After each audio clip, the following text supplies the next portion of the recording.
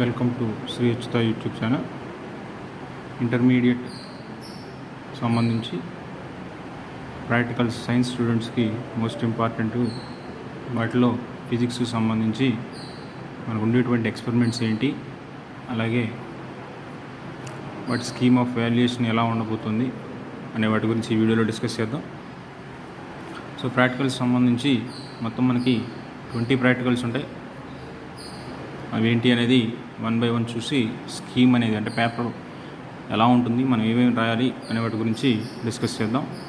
So మన practicals 20 ప్రాక్టికల్స్లోకి వచ్చేసరికి first ఇయర్లో 10 ప్రాక్టికల్స్ ఉంటాయి, సెకండ్ ఇయర్లో 10 ప్రాక్టికల్స్ ఉంటాయి. అవేంటి అంటే ఫస్ట్ ఇయర్ ప్రాక్టికల్స్ వచ్చేసరికి ఫస్ట్ది వెర్నియర్ క్యాలిపర్స్ అంటాం, సెకండ్ వన్ స్క్రూ గేజ్. ఇవి రెండు ఏంటంటే మనకి ఉన్నటువంటి ఆబ్జెక్ట్స్కి సంబంధించి లెంగ్త్ మెజర్ చేయడానికి, పొడవులను కొలవటానికి వాడేటువంటి పరికరాలు. ఈ రెండింటిని ఉపయోగించి మనకి ఇక్కడ గోళం అవ్వచ్చు, అంటే sphere, cylinder, glass plate 3 operators ఇస్తామంటే గోళము, అలాగే స్తూపము, గాజు పలక, ఇలాంటి ఈ రెండింటిని ఉపయోగిస్తూ మనం ప్రాక్టికల్స్ చేయాల్సి ఉంటుంది. ఆ మూడింటి యొక్క పొడవులను కానీ మందం కానీ అలాంటివి కనుక్కోవడానికి. తర్వాత మూడోది ఫిజికల్ బ్యాలెన్స్ అన్నాం, సున్నితపు త్రాసు. ఇదేంటి అంటే బరువుని కొలవటానికి, అంటే మనకి గ్రాము వరకు మనకు తెలుసు, అక్కడికన్నా తక్కువ అంటే మిల్లీగ్రామ్ వరకు మనం మెజర్ చేస్తాం, కొలవగలం. అంతకన్నా తక్కువ పొడవుల్ని అంటే ఇంకా ఖచ్చితంగా కొలవాలి అనే వాటి కోసం, అంటే మనకి బంగారం కానీ వెండి కానీ ఇలాంటి వస్తువుని కొలిచేటప్పుడు వాడేటువంటిది ఇక్కడ మనకి దీన్ని ఫిజికల్ బ్యాలెన్స్, సున్నితపు త్రాసు అంటాం. తర్వాత ఫోర్త్ ఎక్స్పెరిమెంట్ వచ్చేసరికి సింపుల్ పెండులం, లఘులోలకము. మనం ఇంటర్మీడియట్ ఫస్ట్ ఇయర్ సిలబస్లో చదువుతాం 8 మార్క్స్ ఆసిలేషన్స్ అనేటువంటి చాప్టర్లో డోలనాల్ దాంట్లో. సో సేమ్ కాన్సెప్ట్ ఇక్కడ. అక్కడేమో మనం టైం పీరియడ్కి చివరిలో ఫార్ములా రాస్తాం, T = 2π√L/g అని. ఇక్కడ ఈ సింపుల్ పెండులం అనే దాన్ని ఉపయోగించి లఘులోలకాన్ని గురుత్వ త్వరణము అనేదానికి, యాక్సలరేషన్ డ్యూ టు గ్రావిటీకి ఫార్ములాని యూజ్ చేసుకుని అక్కడ మనం వాల్యూ మెజర్ చేయాల్సి ఉంటుంది. తర్వాతది బాయిల్స్ లా. సో మన కండిషన్స్లో, అట్మాస్ఫియరిక్ కండిషన్స్లో ల్యాబొరేటరీలో బాయిల్స్ లాని వెరిఫై చేయటం. అట్లాగే నెక్స్ట్ వన్ వచ్చేసరికి కాంకరెంట్ ఫోర్సెస్. కాంకరెంట్ ఫోర్సెస్ అనేది దేనికి సంబంధించింది అంటే మనకి ఫస్ట్ ఇయర్ సిలబస్లో చదివేటువంటిదే parallelogram law, triangle of vectors, సమాంతర చతుర్భుజ నియమం, త్రిభుజ నియమాలను చదువుతాం. ఆ నియమాలను ఇక్కడ వాడుకుంటూ వాటిని నిరూపిస్తూ, అట్లాగే మనకి వస్తువు యొక్క బరువు కనుక్కోవటం, సాంద్రత కనుక్కోవటం అనేటువంటివి ఆ ఎక్స్పెరిమెంట్కి సంబంధించినవి. తర్వాత నెక్స్ట్ వన్ కాంకరెంట్ ఫోర్సెస్ అయిపోయిన తర్వాత ఫోర్స్ కాన్స్టెంట్ ఆఫ్ స్ప్రింగ్ బల స్థిరాంకము అని చూద్దాం. దీని గురించి కూడా మనం ఆసిలేషన్స్ డోలనాల్ అనేటువంటి పాఠంలో చదువుతాం.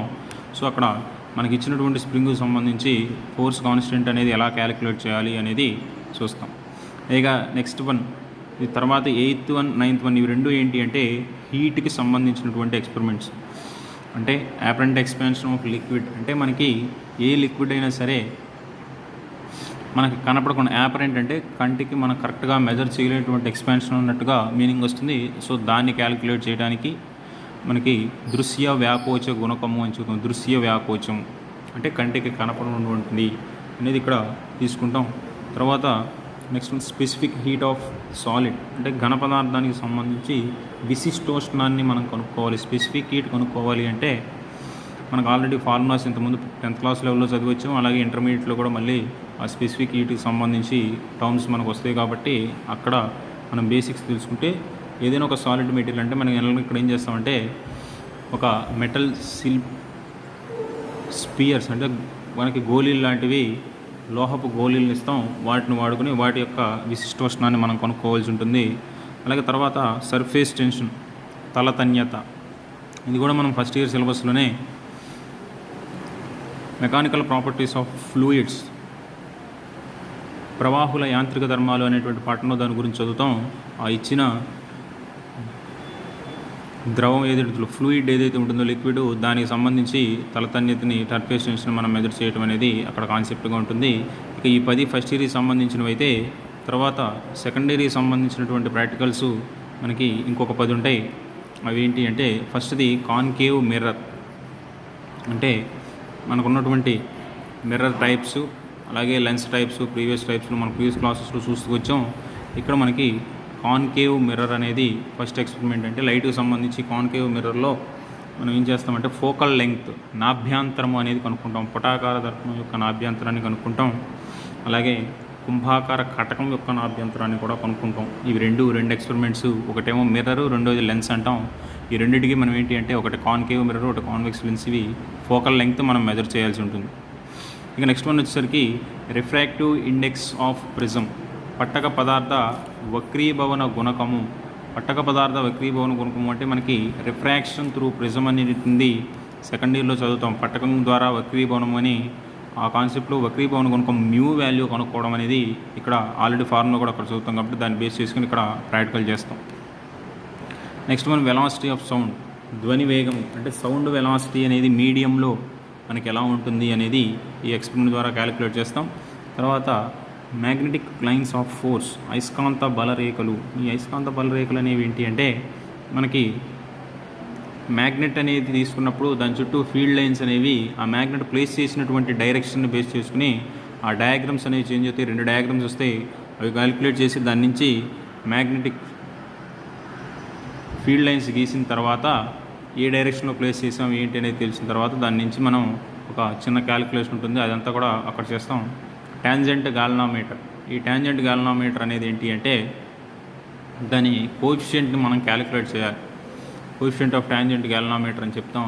మనం సెకండ్ ఇయర్ సిలబస్లోనే దాని గురించి కూడా థియరీలో వస్తుంది. సో దానికి సంబంధించి ఆ ఎక్స్పెరిమెంట్ చేస్తాం.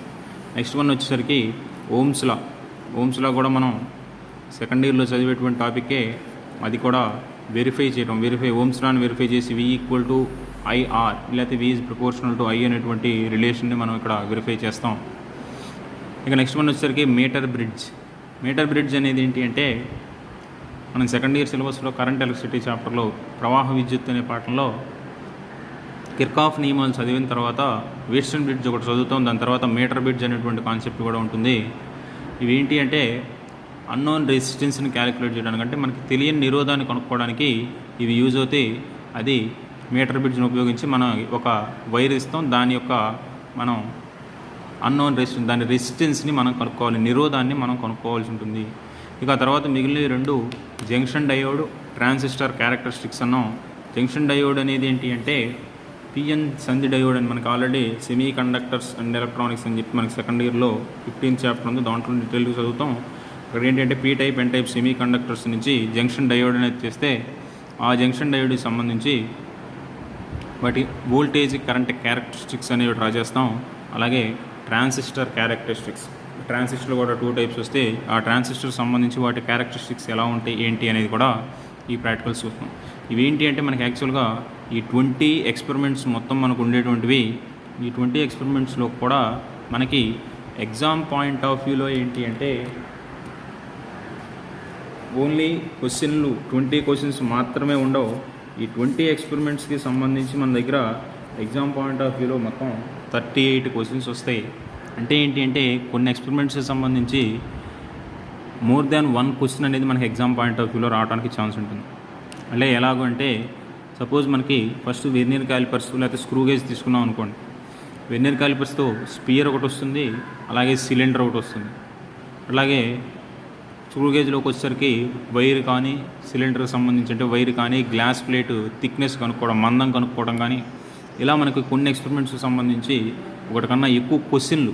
అంటే మనకి ఏంటంటే ప్రాక్టికల్ చేసేటువంటి ప్రొసీజర్ ఒకటే ఉన్నా కూడా ఎగ్జామ్స్లోకి వచ్చేసరికి మనం ఆన్సర్ చేసేటువంటి స్టైల్ మారుతుంది. అది ఏ క్వశ్చన్ అడిగారా అనే దాని ప్రకారం మనం ఆన్సర్ చేయాల్సి ఉంటుంది. ఇలా మనకి కొన్ని ఎక్స్పెరిమెంట్స్కి ఒకటి కన్నా ఎక్కువ క్వశ్చన్లు రావడానికి పాసిబిలిటీ ఉంటుంది. కాబట్టి మొత్తంగా మనకి ఏంటి అంటే ఈ 20 ఎక్స్పెరిమెంట్స్కి సంబంధించి మొత్తం 38 క్వశ్చన్లు మనకి ఎగ్జామ్ పాయింట్ ఆఫ్ వ్యూలో రావడానికి ఛాన్సెస్ ఉంటాయి. సో వీటిలో ఏంటంటే మనకి ప్రతి ఎక్స్పెరిమెంట్కి సంబంధించి ఎలా చేయాలి ఏంటి అనేది ప్రాక్టికల్ ప్రొసీజర్ ఒకటి ఐడియా ఉండాలి. దాంతోపాటు మనం ఏంటంటే క్వశ్చన్ ఏమి ఇచ్చారు, మనం ఏ విధంగా ఆన్సర్ చేయాలి అనేది కూడా ఒక ఐడియా ఉండాలి. సో దానికోసం మనం ఇప్పుడు ఏం చేద్దామంటే ఎగ్జామ్ పాయింట్ ఆఫ్ వ్యూలో పేపర్ అనేది స్కీమ్ ఎలా ఉంటుంది, మన ఎగ్జామ్ ఎలా అటెంప్ట్ చేయాలి అనే దాని గురించి ఇప్పుడు నెక్స్ట్ చూద్దాం. సో ఇది స్కీమ్ ఆఫ్ వాల్యుయేషన్. అంటే మనకి ఎగ్జామ్ వచ్చేసరికి మొత్తం టైం 3 hours ఉంటుంది. మార్క్స్ వచ్చేసరికి 30 మార్క్స్ ఉంటాయి కాబట్టి ఫస్ట్ దీంట్లో మనం ఏం చేయాలి అంటే మనకు కావాల్సినటువంటివి మొత్తం 30 మార్క్స్కి సంబంధించి మార్క్స్ డివిజన్ ఇలా ఉంటుంది. వీటిల్లో ఏంటి అంటే రికార్డ్ 4 మార్క్స్ అనేవి మ్యాక్సిమం అందరికీ వచ్చే రికార్డ్ ఎగ్జామ్ హాల్కి ఎవరైతే రికార్డ్ సర్టిఫికేషన్ తీసుకెళ్తారో వాళ్ళకి 4 మార్క్స్ వచ్చేస్తాయి. తర్వాత వైవా వర్స్ అంటే మనకి వాళ్ళు క్వశ్చన్స్ అడుగుతారు ప్రాక్టికల్ సంబంధించి, ఆ 5 మార్క్స్ మనం ఇక్కడ మన ల్యాబ్లో మనం చేసేటువంటి ఆన్సర్ల మీద డిపెండ్ అయి ఉంటుంది. ఇక మిగిలినవన్నీ ఏంటి అంటే ఎక్స్పెరిమెంట్ ఎలా చేస్తున్నాం ఏంటి అనేది, అలాగే ప్రాక్టికల్ మీద మనకి ఎంతవరకు అవగాహన ఉంది అనేది కూడా ఈ మార్క్స్ అన్నిటిని బేస్ చేసుకుని మనకి ఇక్కడ రావడానికి ఛాన్స్ ఉంది. ఫస్ట్ వచ్చేసరికి ఫార్ములా అండ్ ప్రొసీజర్. అంటే ప్రతి ఎక్స్పెరిమెంట్ సంబంధించి కూడా ఫార్ములా ఉంటుంది, ప్రొసీజర్ కూడా ఉంటుంది. ఇవి మొత్తం కలిపి మనకి 5 మార్క్స్ మనకి ఫార్ములా అండ్ ప్రొసీజర్ నుంచి వస్తాయి. అట్లాగే అబ్జర్వేషన్ టేబుల్ అండ్ గ్రాఫ్ అంటే ఇక్కడ ఏంటంటే ప్రాక్టికల్ చేసేటప్పుడు రీడింగ్స్ తీసుకోవడానికి టేబుల్స్ డ్రా చేస్తాం. ఆ టేబుల్స్ ఎలా గీశారు, టేబుల్స్లో హెడ్డింగ్స్ అంటే ఎక్కడ ఏ కాలంలో ఏ రీడింగ్స్ తీసుకుంటున్నాం, ఆ రీడింగ్స్ ఏమేమి వచ్చినాయి, ప్రాక్టికల్ చేసినప్పుడు మనం రాసేటువంటి రీడింగ్స్ అండ్ అబ్జర్వేషన్స్ అంటాం కాబట్టి పరిశీలనలు, పట్టికలు, అలాగే వాటికి సంబంధించి కొన్ని ఎక్స్పెరిమెంట్స్కి గ్రాఫ్లు ఉంటాయి. గ్రాఫ్ ఉండేటువంటి వాటికి గ్రాఫ్ మనం ఖచ్చితంగా మెన్షన్ చేయాలి. వాటి వరకు రాస్తే అక్కడ 8 మార్క్స్ అవుతుంది. అంటే అబ్జర్వేషన్కి 2 మార్క్స్, టేబుల్స్కి 4. అంటే ఇక్కడ టేబుల్స్ అంటే టేబుల్ డ్రా చేసి దాంట్లో రీడింగ్స్ కానీ సెట్టింగ్ మనం ఎలా వేసామో మొత్తం అనేది, గ్రాఫ్కి మళ్ళీ 2 మార్క్స్ వస్తే మొత్తం 8 మార్క్స్. ఇక్కడ తర్వాత వచ్చేసరికి next one calculations, result and units. So calculation అంటే మనకు ఆ ఫార్ములాలో సబ్స్టిట్యూషన్ చేసి ఆ క్యాలిక్యులేషన్ చేయటం, దానికి సంబంధించి వాల్యూ మనకు ఒక ఆన్సర్ ఇంత రావాలి అనేది. కొన్ని ఎక్స్పెరిమెంట్స్కి అయితే ఫిక్స్డ్ వాల్యూస్ రావాలి, కొన్ని ఎంత వచ్చింది అనే దాని ప్రకారం మనకు ఆ వాల్యూ రిజల్ట్లో రాసేటప్పుడు కూడా రిజల్ట్ రాయటం అనేది ఖచ్చితంగా రిజల్ట్కి ఒక మార్కు, యూనిట్కి ఒక మార్కు. అంటే మనకి ఫలితం రాయడంతో పాటు ప్రమాణాలు కూడా ఖచ్చితంగా కరెక్ట్గా రాయాలి. ఆ ప్రమాణాలు ఏం రాశారనే దాన్ని బట్టి కూడా మనకి మార్కులు అలాట్ చేయడం జరుగుతుంది. కాబట్టి ప్రమాణాలకు కూడా ఇక్కడ 1 మార్కు మనకి ప్రమాణాలకు వస్తుంది యూనిట్స్కి. కాబట్టి ఖచ్చితంగా మనం క్యాలిక్యులేట్ చేసేటువంటి వాల్యూకి ఏంటి అనేది కూడా గుర్తుండాలి. ఇంకా లాస్ట్ వన్ వచ్చేసరికి ప్రికాషన్స్ అంటే జాగ్రత్తలు. 2 మార్క్స్ మనకు అక్కడ రాస్తాం. అంటే ప్రాక్టికల్ చేసేటప్పుడు ఏమేమి జాగ్రత్తలు మనం తీసుకోవాలి, ప్రికాషన్స్ ఏం తీసుకోవాలి అనేది కూడా మనం అక్కడ 3 or 4 పాయింట్స్ రాస్తాం. దానికి సంబంధించి 2 మార్క్స్ మనకి అలాట్ చేయడం జరుగుతుంది. ఇవి మనకి టోటల్గా మనకు ఉన్నటువంటి 30 మార్క్స్కి సంబంధించి మార్క్స్ డివిజన్. వీటిల్లో మనకేంటి అంటే కొన్ని ఎక్స్పెరిమెంట్ చేయడానికి ముందే మనం ఎగ్జామినర్కి రాసి చూపించాల్సి ఉంటుంది. అవి ఏంటి అంటే ఫస్ట్ వన్ ఫార్ములా ఏంటి అనేది ఎక్స్పెరిమెంట్ చేయడానికి ముందే మనం రాసి చూపించాలి. టేబుల్ వచ్చేసరికి రఫ్గా టేబుల్ మనం గీయాలి, పట్టికలు అంటే ఏమేమి రీడింగ్స్ తీసుకోబోతున్నాం, హెడ్డింగ్స్ ఎలా ఉంటే అక్కడ నుంచి ఏం క్యాలిక్యులేట్ చేస్తాం, టేబుల్ మొత్తం కూడా మనకి ఎంటీ టేబుల్ అక్కడ వాళ్ళకి చూపించాలి. గ్రాఫ్ కూడా ఏంటి అంటే రఫ్ గ్రాఫ్ అంటే ఎక్స్ యాక్సిస్ మీద ఏం వాల్యూస్ తీసుకుంటున్నాం, వై యాక్సిస్ మీద ఏం వాల్యూస్ తీసుకుంటున్నాం అనేది మెన్షన్ చేస్తూ ఒక రఫ్గా మనకి గ్రాఫ్ కూడా గీయాల్సి ఉంటుంది. ఈ 3 రాసిన తర్వాత ప్రికాషన్స్ కూడా మనం ముందుగా రాసి చూపించాలి. ఈ 4 మాత్రం ఖచ్చితంగా ఎగ్జామ్కి అటెండ్ అవ్వగానే మనకి ముందు ఏదో రోజు క్వశ్చన్ చెప్పంగానే అప్పుడు మనకి ఈ సైడ్ హెడ్డింగ్స్ అన్నీ కూడా మనకి చూడకుండా రాసి చూపించిన తర్వాత మనకి ప్రాక్టికల్ చేయడానికి ఆపరేటర్స్ ఇవ్వడం జరుగుతుంది ఎగ్జామ్లో. కాబట్టి ఇవి 4 ఖచ్చితంగా అన్ని ఎక్స్పెరిమెంట్స్ సంబంధించి మనం కన్ఫ్యూజన్ లేకుండా క్వశ్చన్కి ఏ ఆన్సర్ చేయాలి అంటే ఏ క్వశ్చన్ ఇస్తే ఏ ఫార్ములా రాయాలి. మనకి ఒక్కొక్క ఎక్స్పెరిమెంట్కి మోర్ దాన్ 1 క్వశ్చన్స్ ఉంటాయని చెప్తున్నాం కాబట్టి దాని ప్రకారం మనం ప్లాన్ చేసుకోవాలి. ఇంకొకటి ఏంటి అంటే కొంతమంది ఎగ్జామినర్సు వీటితో పాటు ప్రొసీజర్ ముందే రాయమని చెప్తారు. జనరల్గా ఏంటి అంటే ఎక్కువ మంది తర్వాత రాయమని చెప్తారు, కొంతమంది స్పెసిఫిక్గా ముందే ప్రొసీజర్ రాయమని అడుగుతారు. ప్రొసీజర్ ఏంటంటే మనకి బుక్లో ఉన్నదో లేకపోతే మనం చదివింది యాజ్ ఇట్ ఈస్గా రాయాల్సిన అవసరం లేదు. ప్రాక్టికల్ ఎలా చేయాలి అనేది మనకు అవగాహన ఉంటే దాన్ని కనీసం ఇక్కడ మనకి 3 మార్క్స్ కాబట్టి 6 to 8 పాయింట్స్ మినిమం వచ్చేటప్పుడు మొత్తం ప్రాక్టికల్ అంతా మనకు అర్థమయ్యేటట్టుగా అక్కడ మనకి దానికి సంబంధించినటువంటి ఏమేం చేయాలి, మనకి రిజల్ట్ ఎలా రాబడుతున్నాం అనేటువంటి వివరం మొత్తం కూడా మనకి ఓన్ సెంటెన్స్లో అయినా అక్కడ ప్రొసీజర్ మనం మెన్షన్ చేయొచ్చు. ఇది మనకు ఉండేటువంటి స్కీమ్ ఆఫ్ వాల్యుయేషన్ మొత్తం 30 మార్క్స్కి సంబంధించి ప్రాక్టికల్స్లో. సో వీటిలో మనం గుర్తుపెట్టుకోవాల్సింది ఏంటంటే ఫార్ములాస్ మనకు వచ్చినటువంటి క్వశ్చన్ని బేస్ చేసుకుని మనం ప్రాక్టికల్ చేసేటప్పుడేమో ఎగ్జామ్ పాయింట్ ఆఫ్ వ్యూలో క్వశ్చన్ ప్యాటర్న్లో మనం చెయ్యం. ప్రాక్టికల్ వైజ్గా ఒక్కొక్క ప్రాక్టికల్ అంటే ఆపరేటర్స్ సంబంధించి ఎలా చేయాలి అనేది చేసుకుంటూ వెళ్తాం. కానీ ఎగ్జామ్ పాయింట్ ఆఫ్ వ్యూలో వచ్చేసరికి క్వశ్చన్స్ డిఫరెంట్గా ఉంటాయి కాబట్టి దానికి సంబంధించే మనం ఆన్సర్ రాయాల్సి ఉంటుంది. ఇది ప్రాక్టికల్స్ సంబంధించి బేసిక్స్.